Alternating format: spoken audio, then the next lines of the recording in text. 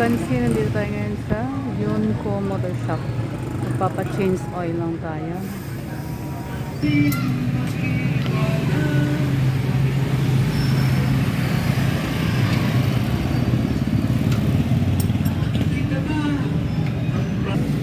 Yan, change oil natin sa